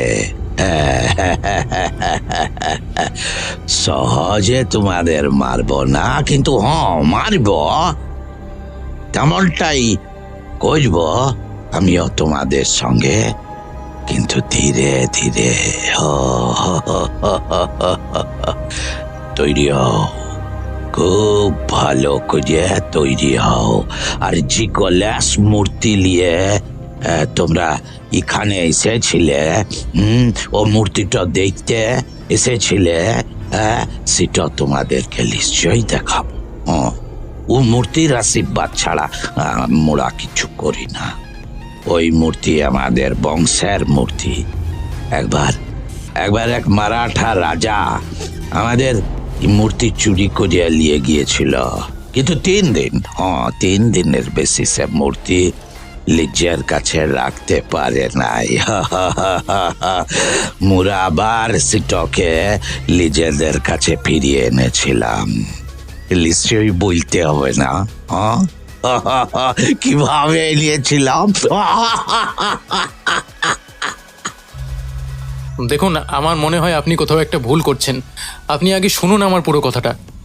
চুপ রহ, 2 দিনের ছড়া তুমি আমাকে শেখাবে নাকি কোনটা ঠিক কোনটা ভুল? দেখুন, এখন আমার বোন এমনি অসুস্থ, ওকে এভাবে বেঁধে রাখবেন না। অন্ততপক্ষে ওর বাঁধনগুলো দয়া করে খুলে দিন। সেটা এখানে আসার আগে ভাবতে হতো। মানিক আরও কিছু বলতে যাচ্ছিল, ঠিক তখনই বাইরের দিকে যেন একটা হুলস্থুল কাণ্ড বেঁধে গেল। বৃদ্ধ লোকটি দরজাটা খোলা রেখেই তাড়াতাড়ি বাইরের দিকে এগিয়ে গেল। কয়েকজন লোক এগিয়ে এসে ঘরের সামনে দাঁড়িয়েছে। তারা কিছু একটা বলছে, তার সঙ্গে সঙ্গে ভেতরের দিকে আঙুল দেখিয়ে ওদের দিকেই দেখাচ্ছে। বৃদ্ধ লোকটি আবার তাকালো ওদের দিকে। এবার বৃদ্ধ লোকটির চোখে আরও রাগ, সঙ্গে সঙ্গে ওরা প্রমাদ গুনল। কি হয়েছে?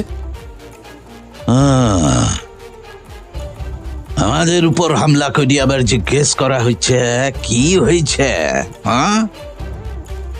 তোমরা সঙ্গে করে কাকে নিয়ে এসেছ? কাকে এতক্ষণ ধরে বেকসুর হওয়া লাটক করছিলে? লাটক? আমরা তো কাউকে... যে ড্রাইভার আমাদের এই জঙ্গলের কাজ পর্যন্ত এসেছে সেই বাইরে ছিল। সে আমাদের দলের কেউ নয়। তার সঙ্গে তো আমাদের এখানেই এসে আলাপ হয়েছে। তাই সে যদি কিছু করে থাকে তাহলে তো আমাদের কোনো ভুল নেই। শোনো, মোদের যদি কোনো ক্ষতি হয় তাহলে কিন্তু আমরা তোমাদেরও ছাড়ব না, এটা জেনে রেখো। তোমাদের সব কটাকে তিলে তিলে দগ্ধে দগ্ধে প্রাণে মরতে হবে। কথাটা বলে বৃদ্ধ লোকটা বাইরে থেকে দরজা বন্ধ করে দিল। ঘরের ভেতরে একটুও আলো ঢুকছে না তখন। উপরের দিক থেকে সামান্য যেটুকু আলো ঢোকে তাতে ভালোভাবে কিছু বোঝা যায় না। কি হচ্ছে বলো তো মানিকদা? বন্দুকের আওয়াজ মনে হচ্ছে। সত্যি সত্যি বাইরে বন্দুকের আওয়াজ আর চেঁচামেচির শব্দ বোঝা যাচ্ছে। কেউ বন্দুক নিয়ে আক্রমণ চালিয়েছে মনে হয়। বাপন আর মানিক দুজনেই বেশ জোরে চিৎকার করতে লাগলো। আপনারা শুনুন, আমরা কিন্তু আপনাদেরকে সাহায্য করতে পারি। দয়া করে আমাদের বাঁধনটা খুলে দিন। আমরা সত্যি প্রমাণ করে দেব যে আমাদের সঙ্গে ওদের কোনো যোগাযোগ নেই। একবারটি বাঁধনটা খুলুন আমাদের। হলো তো, বারবার করে তোকে বারণ করেছিলাম, কিন্তু তুই তো আমাদের কথা শুনবি না। নে এবার ঠেলা সামলা। উফ, এই পাশাটা দরকারের সময় যে কোথায় যায় কে জানে। শোন, এখন নিজেদের মধ্যে ঝামেলা করলে হবে না। আমাদেরকে মাথা ঠান্ডা রাখতে হবে।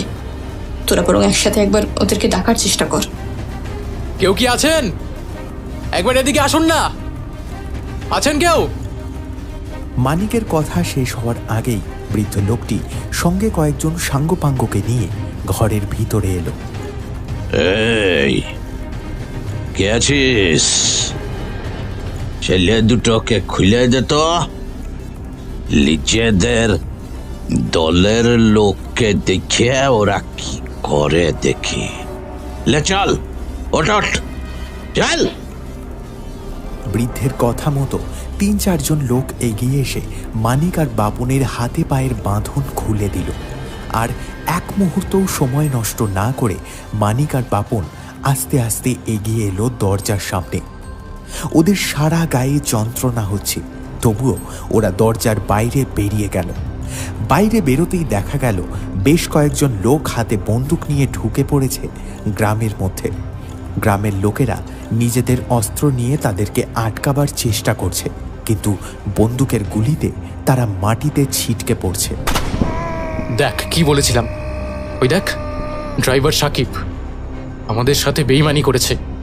আমাদেরকে ভেতরে ঢুকিয়ে দিয়ে তারপর বাইরে গ্রামের নিজেদের দলবল নিয়ে ভেতরে ঢুকছে। ওই দেখ। মানিকরা কিছু করার আগেই সাকিব ওদেরকে দেখতে পেল। তার মুখের হাব ভাব এখন একদম বদলে গেছে। দূর থেকে দেখেই বোঝা যাচ্ছে তার চোখে মুখে হিংস্রতা রয়েছে।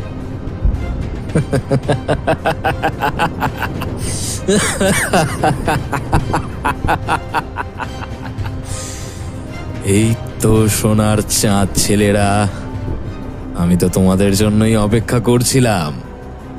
তারপর তোমরা যখন দুপুর গড়িয়ে যাওয়া সত্ত্বেও ফিরলে না, তখন আমার মনে হলো নিজের দলের লোকেদের নিয়ে একবার এই গ্রামটা ঘুরে যাওয়া দরকার। যাই হোক, এসেই যখন গেছো তখন আমাদেরকে একটু সাহায্য করো দেখি। তোমরাও এই অষ্টধাতুর গণেশ দেখতে চেয়েছিলে, আমি ওটা চাই। তোমরা খালি দেখে তোমাদের কাজ মিটিয়ে নিও, তারপর ওটার বাকি ব্যবস্থা আমি করব। নাও নাও, এবার এদেরকে বোঝাও তো দেখি। ভালোয় আমাদেরকে যদি ওরা গণেশটা দিয়ে দেয়, তাহলে আমরা এদের কোনো ক্ষতি করব না। আর আমার কথা মতো কাজ না হলে গোটা গ্রামের মানুষদের মেরে গোটা গ্রামে আগুন লাগিয়ে দেব।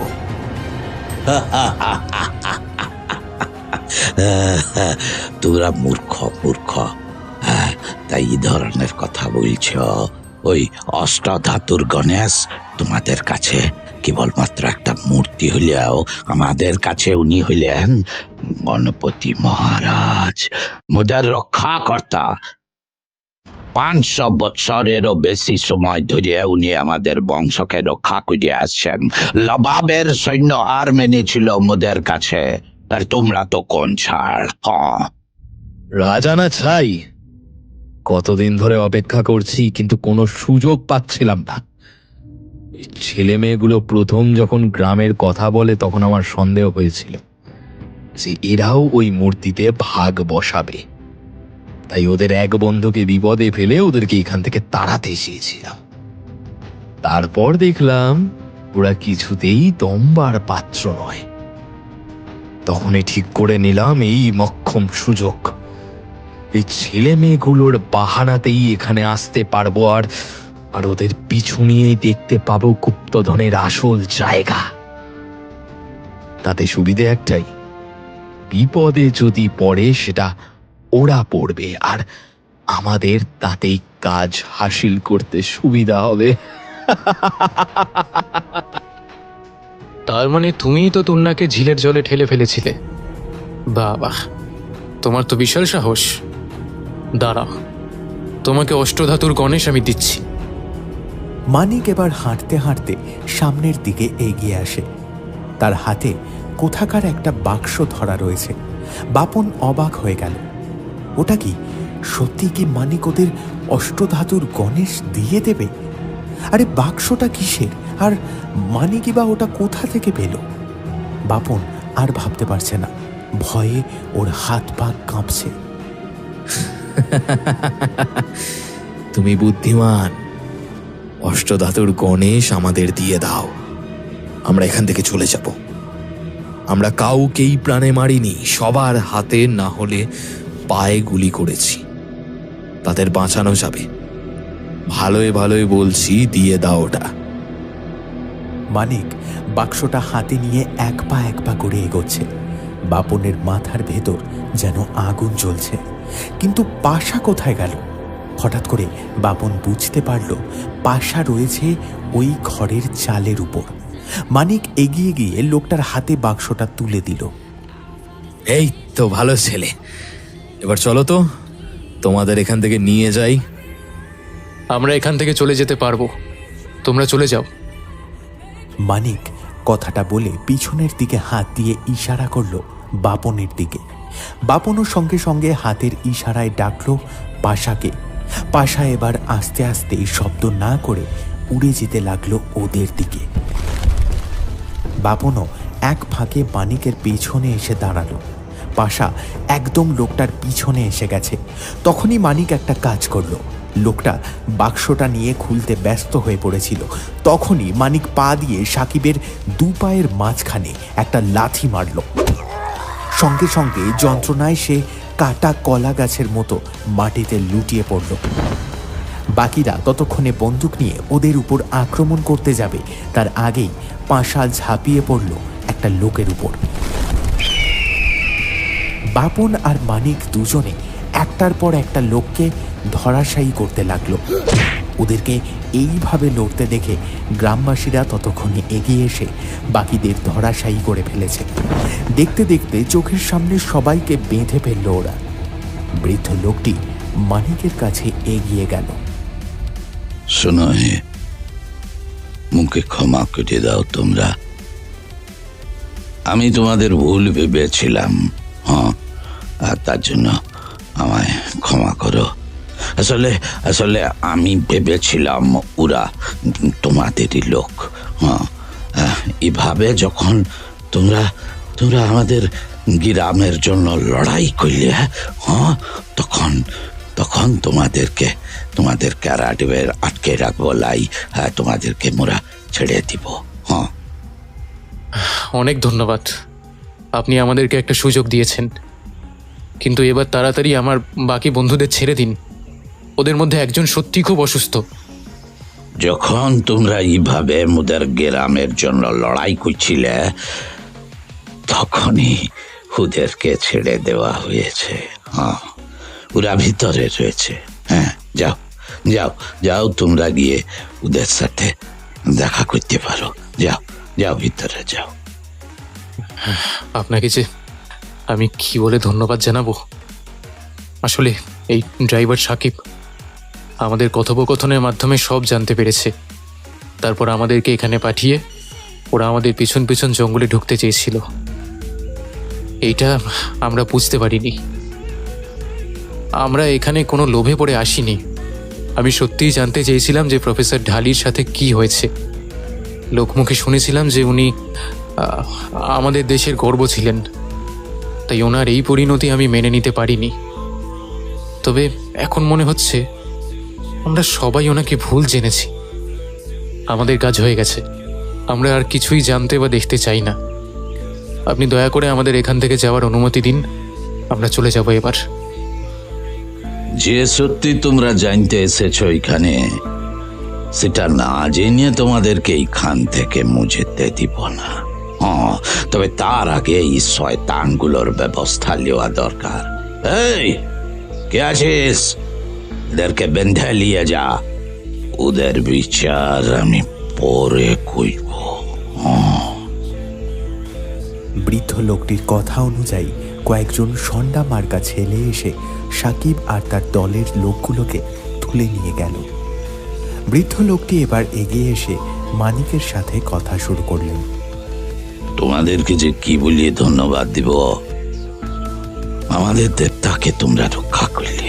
হ্যাঁ, কিন্তু কিন্তু তোমাদের যে প্রফেসর 30 বছর আগে এসেছিলেন, তিনি কিন্তু এমনটা করেন নাই। হ্যাঁ, যদিও প্রথমে তিনি কেবলমাত্র তার গবেষণার কাজেই এসেছিলেন, কিন্তু আমাদের গণপতি মহারাজকে দেখার পর তিনি আর নিজের লোভটুক সামলে রাখতে পারেননি। একটা মূর্তি দেখে ওনার মতিভ্রম হয়ে গেল। কি এমন মূর্তি সেটা? মানিকরা খেয়াল করলো টুয়া, তাথই, তুন্না সবাই ওই ঘরটা থেকে বাইরে বেরিয়ে এসেছে। তাহলে শোনো, এই মূর্তি কোনো চেসে মূর্তি লয়। এই মূর্তি একাই 100 রাজার সম্পত্তির সমান। সেটা দেখে যে কোনো সাধারণ মানুষেরই ইমান পিছলে যেতে পারে। তবে ওনার টাকার লোভ ছিল না। উনি চেয়েছিলেন মূর্তিটাকে নিজের কাছে নিয়ে গিয়ে রাখতে। কিন্তু বিশ্বাস করো, এটা আমরা হতে দিতে পারি না। পারি না। আজ থেকে 200 বছর আগে এই বাংলার নবাব একবার আমাদের বিরুদ্ধে লড়াই করতে লেগেছিলেন, বুঝলে? তারা কিছুতে যুদ্ধে মোদের সাথে পেরে উঠছিলেন না। তখন তারা ছল করিয়ে আমাদের ওই গণপতি মহারাজকে আমাদের থেকে কেড়ে নিয়ে যেতে চেয়েছিলেন। সেই দিন আমরা যুদ্ধক্ষেত্রে হেরে গেলেও মূর্তিটা হারাইনি। ওই মূর্তিটা সম্বল করিয়ে আমরা আজ 3 পুরুষ ধরে এই জঙ্গলের মধ্যে রয়েছি। এই মূর্তিটা মোদের রক্ষাকর্তা, আর মুরা হলাম তার পাহারাদার। তবে তোমাদের মনে কোনো লোভ নাই। তাই তোমরা সে মূর্তি দেখতে পাবে। দেখতে পাবে। এসো এসো এসো আমার সাথে ঘরের ভিতরে এসো। কথাটা বলে বৃদ্ধ লোকটি সেই ঘরে ঢুকে একপাশে এগিয়ে গেল। মানিকরাও ওনার সঙ্গেই ঘরে ঢুকল। এতক্ষণে ওরা দেখতে পেল যে গাছটাকে ওরা বাইরে থেকে দেখেছিল, সে গাছের মোটা গুড়ি ঘরের ভেতরেই রয়েছে। যেন ঘরের ভেতর থেকে গাছটা চাল ফুঁড়ে উপরের দিকে উঠে গিয়েছে। বৃদ্ধ গাছের কাছে গিয়ে হাঁটু গেড়ে বসল। তারপর মাথা নিচু করে কি যেন একটা বিড়বিড় করে বলল স্থানীয় ভাষায়। ওরা অবাক হয়ে তাকিয়ে আছে সেদিকে। আরেকটু পরে একটা অদ্ভুত ব্যাপার ঘটে গেল। সেই গাছের কোটরের ভেতর থেকে একটা দরজার মতো কি যেন খুলে গেল। বৃদ্ধ লোকটি তার ভেতরে হাত ঢুকিয়ে একটা বেশ বড় কাঠের বাক্স বের করল, আর সেটা সামনে আসতেই ওদের চোখ ঝলসে উঠল অষ্টধাতুর গণেশের দুতিতে। প্রায় একটা 4-5 বছরের বাচ্চার উচ্চতার সমান উচ্চতার একটা গণেশ মূর্তি। চিরাচরিত যে মূর্তি আমরা দেখে আসি, এটা সেরকম নয়। এটার মাথায় পাগড়ি, সারা দেহে বিভিন্ন নাম না জানা পাথর, আর বহু দূর থেকে দেখলেও বোঝা যাবে যে সেটি 8টি ধাতু দিয়ে তৈরি। সত্যি 100 রাজার সম্পত্তি একত্রিত করলেও হয়তো এই মূর্তির কাছে সেগুলো কিছুই নয়। ওরা সবাই অবাক হয়ে ওই মূর্তি দেখছিল। এমন সময় মানিকের মাথায় একটি প্রশ্ন এলো। কিন্তু প্রফেসরকে যদি আপনারা তাড়িয়ে দিয়েই থাকেন, তাহলে উনি এখান থেকে ফিরে মানসিক ভারসাম্য হারিয়ে ফেললেন কেন? কেন উনি আপনাদের কথা মনে রাখতে পারলেন না? মানিকের প্রশ্ন শুনে বৃদ্ধ লোকটি কেমন যেন চমকে গেলেন, কিন্তু মুহূর্তের মধ্যেই তিনি নিজেকে সামলে নিলেন। সে তো যা গণপতি মহারাজের ইচ্ছে তাই হয়েছে। তবে তোমাদের যেখানে যেখানে আঘাত লেগেছে সেটা একটু দেখাও। আমরা একটু তো শুশ্রূষার ব্যবস্থা করছি। লাও আর তোমরা বসে থেকো না। এবার তোমরা একটু কিছু মুখে দাও, দিয়ে একটু চিড়িয়া লাও। তারপর লা হয় কাল সকালের দিক করে তোমরা ফিরে যেও। কেমন? বৃদ্ধ লোকটি আর কথা না বাড়িয়ে ঠিক যেমন ভাবে মূর্তিটি বার করেছিলেন তেমন ভাবেই আবার সেটাকে ভেতরে ঢুকিয়ে রাখলেন। তার কথা মতোই কয়েকটা মেয়ে এসে তাথইদের পরিষ্কার হবার জন্য নিয়ে গেল, আর মানিকরা গেল 2জন ছেলের সঙ্গে গ্রামের পুকুরে স্নান করতে। সবাই স্নান সেরে ফিরে আসতে আসতে দুপুর গড়িয়ে বিকেল হয়ে গেল। ওরা আবার সেই বৃদ্ধ লোকটির ঘরে এসে বসল। তবে এবারে ওদের সবার জন্য মাটির গ্লাসে 1 গ্লাস শরবত এনে রাখা ছিল। ওরা ঘরে ঢুকতেই বৃদ্ধ নিজেই সেই শরবতগুলো ওদের দিকে এগিয়ে দিলেন। এই লাও, এটা লাও, এবার এটা একটু খেয়ে নিয়ে ঘুমিয়ে পড়ো। হ্যাঁ,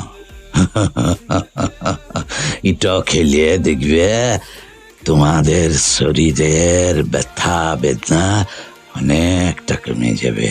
হ্যাঁ, বেশ ভালো ঘুম হবে। রাতের রান্না হয়ে গেলে আমি তোমাদের ডেকে দেব। হ্যাঁ, লাও লাও লাও লাও, এটা লাও, খেয়ে ঘুমিয়ে পড়ো। হ্যাঁ, ঘুমিয়ে পড়ো। বৃদ্ধের ব্যবহারে হঠাৎ এই পরিবর্তন দেখে মানিকের মনে হালকা একটু সন্দেহ তৈরি হয়েছিল, কিন্তু সে কিছু বলার আগেই বাকি সবাই বেশ আনন্দ করেই সেই শরবত খেয়ে নিল, তাই সেও আর কথা বাড়ালো না। কিন্তু শরবতটা খাওয়ার 1-2 মিনিট পরেই মানিকের মাথার মধ্যে কেমন একটা আচ্ছন্ন ভাব আসছিল। সে মাথা তুলে অন্যদেরকে দেখতে গিয়ে খেয়াল করল বাকিরা তখন গভীর ঘুমে আচ্ছন্ন। সে হয়তো কিছু বলতে যাচ্ছিল, কিন্তু তার আর গলা কাজ করল না। সেও ঘুমিয়ে ঢলে পড়ল।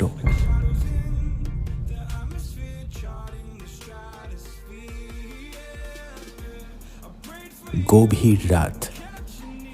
জনমনীষী দূরের কথা, কোথাও কোনো নিশাচর প্রাণীও জেগে নেই। কিন্তু এই সময় জঙ্গলের মধ্যে দিয়ে চুপিসারে হেঁটে যাচ্ছে কয়েকটা লোক। তাদের প্রত্যেকের কাঁধে আরও একটি করে মানুষের দেহ পড়ে আছে। না না, কেউ মৃত নয়, সবাই অজ্ঞান। তাই তাদের জ্ঞান ফিরে আসার আগে যাতে কাজ শেষ করা যায় তার জন্যই তাড়াহুড়ো হচ্ছে। আর তাদেরকে পথ দেখাচ্ছে এক শীর্ণকায় বৃদ্ধ।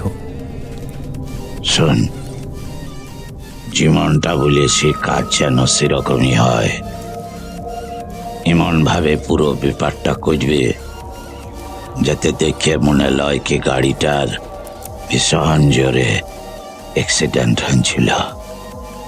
ড্রাইভার পালিয়ে গেছে, আর এরা সেই দুর্ঘটনার আকস্মিকতায় অজ্ঞান হয়ে গেছে। ব্যাস, এর বেশি কিছু করার প্রয়োজন নাই। যাও যাও যাও যাও, তাড়াতাড়ি কাজ ছাড়ো সব, যাও, দেরি করো না। রাতের অন্ধকারে কি ভবিতব্য অপেক্ষা করছিল মানিকদের জন্য, তার কোনো আঁচ তারা পায়নি। পরের দিন সকালে মানিকেরই প্রথম জ্ঞান ফেরে। ফিরতেই সে অবাক হয়ে দেখে সে একটি নার্সিংহোমের বেডে শুয়ে আছে। পাশ ফিরে তাকাতেই দেখে তার বাবা মা দুজনেই সেখানে বসে। তাকে চোখ খুলে তাকাতে দেখে নার্সিংহোমে রীতিমতো হুলস্থুল পড়ে যায়। কিন্তু মানিকের কোনো কিছুই মাথায় ঢুকছিল না। সে নার্সিংহোমে কিভাবে এলো সেটা তার কিছুতেই মনে পড়ছিল না। মিনিট 5-10 মধ্যে ইন্সপেক্টর সুন্দর সেখানে পৌঁছে গেলেন। তারপর মানিকের কাছে এসে বললেন, মানিক, তুমি ঠিক আছো তো? এখন স্টেটমেন্ট দিতে পারবে? স্যার, আমি এখন ঠিক আছি, কিন্তু আমি কোথায়? আর এখানে বাবা মা কি করছেন? আমি এখানে এলাম কিভাবে? সে কি মানিক, তোমার কিছু মনে নেই? তোমরা মুর্শিদাবাদ গেছিলে বেড়াতে, সেখানে তুন্নার উপর কেউ একটা হামলা করেছিল বলে তুমি আমাকে ফোন করেছিলে।